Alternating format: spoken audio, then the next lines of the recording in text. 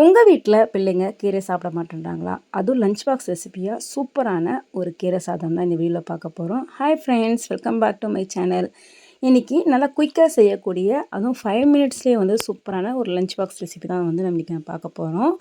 So இன்றைக்கி பார்த்திங்க அப்படின்னா ஒரு 2 பேர் அளவுக்கு சாப்பிடக்கூடிய கீரை சாதம் தான் நான் செய்ய போகிறேன். ஸோ கண்டிப்பாக உங்கள் வீட்டுக்குள்ளே ட்ரை பண்ணி பாருங்கள். இப்போ அது எப்படி செய்யுதுன்னு இந்த வீடியோக்குள்ளே போய் பார்க்கலாம். கீரை சாதம் செய்கிறதுக்கு ஒரு 2 டேபிள் ஸ்பூன் அளவு எண்ணெய் எடுத்திருக்கேன். ஸோ இதில் வந்து கொஞ்சமாக வந்து கடுகு சேர்த்துக்கலாம், கொஞ்சமாக வந்து சீரகம் சேர்த்துக்கலாம். இதை வந்து மீடியம் டு லோ ஃப்ளேமில் வச்சு நீங்கள் பண்ணுங்கள், ஏன்னா கருகிரும். ஸோ அதுக்கப்புறம் வந்து கொஞ்சமாக வந்து கடலைப்பருப்பு, கொஞ்சமாக வந்து உளுத்தம்பருப்பு, இது 2மே போட்டுட்டு 2 வரமிளகாய் போட்டிருக்கேன். ஸோ காரம் கொஞ்சம் ஜாஸ்தியாக சாப்பிட்றவங்க அதுக்கப்புறம் வந்து நீங்கள் பச்சை மிளகாய் கூட கட் பண்ணி போட்டுக்கலாம்.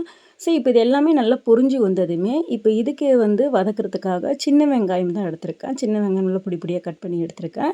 அதே போல் ஒரே ஒரு தக்காளி நான் எடுத்திருக்கேன். ஃபஸ்ட்டு வெங்காயத்தை போட்டு நல்லா இந்த மாதிரி மிக்ஸ் பண்ணி விடுங்க.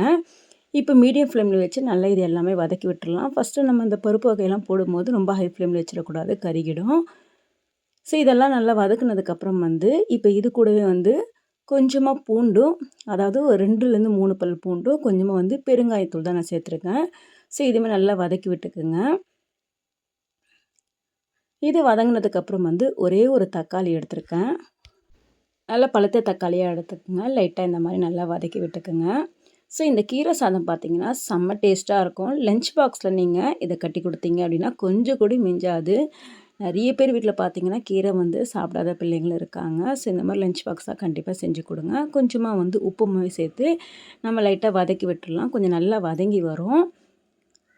ஸோ இது வதங்கி வந்ததுக்கப்புறம் வந்து நம்ம கீரையை சேர்த்துக்கலாம். ஸோ இன்றைக்கி நான் வந்து சிறுகீரையில் தான் வந்து கீரை சாதம் நான் செஞ்சுருக்கேன். ஸோ கீரையை வந்து நல்லா வந்து முடிஞ்ச அளவு நல்லா பொடி பொடியாக கட் பண்ணி எடுத்துக்கோங்க. ஸோ இந்த கீரையை பார்த்திங்க அப்படின்னா நல்லா பொடி பொடியாக நான் கட் பண்ணி எடுத்திருக்கேன். எடுத்ததுக்கப்புறம் வந்து நான் வந்து அந்த வதக்கி வச்சுருக்கோம்ல அதில் சேர்த்துக்கலாம். இப்போது இது எல்லாமே நல்லா வதங்கி வந்துடுச்சு. ஸோ நம்ம பொடி பொடியாக கட் பண்ணி வச்சுருக்க கீரையை நம்ம இது கூட சேர்த்துக்கலாம்.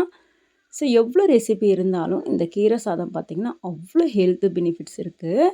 ஸோ பாருங்கள், நல்லா பொடி பொடியாக கட் பண்ணி நான் இது கூட சேர்த்துட்டு லைட்டாக மேலே மஞ்சள்தூள் மட்டும் போட்டு நல்லா மிக்ஸ் பண்ணி விடுங்க.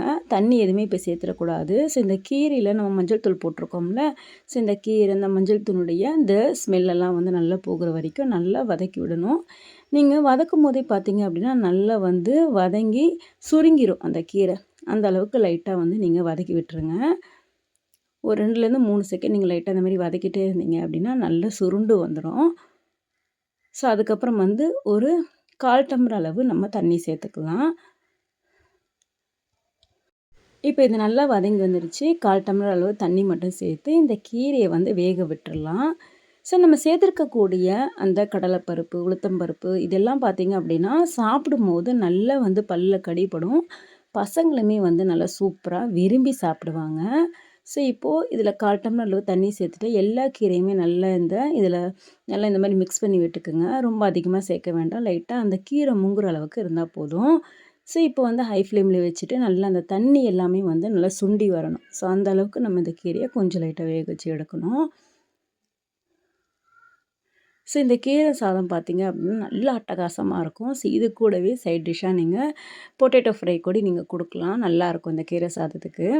ஸோ இப்போ 2 பேர் அளவு சாப்பிடக்கூடிய ரைஸ் தான் நான் எடுத்திருக்கேன். ஸோ இப்போ இந்த ரைஸை வந்து கீரையில் தண்ணி நல்லா சுருண்டு வந்துடுச்சு. ஸோ இதில் வந்து நம்ம இந்த ரைஸை நம்ம சேர்த்துக்கலாம். சேர்த்ததுக்கப்புறம் வந்து நல்லா கிளறி விடுங்க சாதத்தை. ஸோ அதுக்கு முன்னாடி இன்னும் நல்ல டேஸ்ட்டு கொடுக்கறதுக்கு 1 டேபிள் ஸ்பூன் அளவு நெய் இது கூட நான் சேர்த்துக்கிறேன். ஸோ சேர்த்துட்டு இதையுமே நல்லா வந்து நம்ம கலந்து கொடுத்துடலாம். இந்த கீரை சாதம் வந்து கலரும் போது ஒரு கலர் கொடுக்கும். ஸோ அது லன்ச் டைமில் பார்த்திங்க அப்படின்னா கொஞ்சம் நேரம் ஆனதுக்கப்புறம் நல்லா சூப்பராக வந்து கலர் கொடுக்கும். பார்க்குறதுக்கு லைட்டாக கொஞ்சம் வெள்ளையாக தெரிகிற மாதிரி இருக்கும். பட் ஆனால் போக போக பார்த்திங்க அப்படின்னா நல்ல கலர் கொடுக்கும். சேம் வந்து நம்ம கேரட்டு, பீட்ரூட் ரைஸ் எப்படியோ அதே போல் தான். அவ்வளோதான். இந்த மாதிரி கலரிட்டு நீங்கள் சைட் டிஷ்ஷாக உருளைக்கிழங்கு கூட வச்சு கொடுக்கலாம். ஸோ செம்ம டேஸ்ட் அண்ட் ஹெல்த்தியான கீரை ரைஸை கண்டிப்பாக உங்கள் வீட்டுக்குள்ளே ட்ரை பண்ணி பாருங்கள். இந்த கீரை சாதத்தில் மிளகாய்த்தூள்லாம் எதுவும் போட வேண்டியது அவசியம் இருக்காது. காரத்துக்கு நீங்கள் எக்ஸ்ட்ரா காரம் சாப்பிட்றீங்க அப்படின்னா ஸோ இதில் பச்சை மிளகாய் கூட நீங்கள் கட் பண்ணி போட்டு நீங்கள் வதக்கி இதை வந்து சாதம் கூட மிக்ஸ் பண்ணி சாப்பிட்லாம். ஸோ கண்டிப்பாக உங்கள் வீட்டில் ட்ரை பண்ணி பாருங்கள். இது போல் நிறைய இன்ட்ரெஸ்டிங்கான ரெசிபிலாம் நம்மளோட சேனலுக்கு உங்களுக்கு யூஸ்ஃபுல்லாக இருக்கும். ட்ரை பண்ணி பாருங்கள். நெக்ஸ்ட்டு ஒரு டேஸ்டியான ரெசிபியில் பார்க்கலாம். தேங்க்ஸ் ஃபார் வாட்சிங்.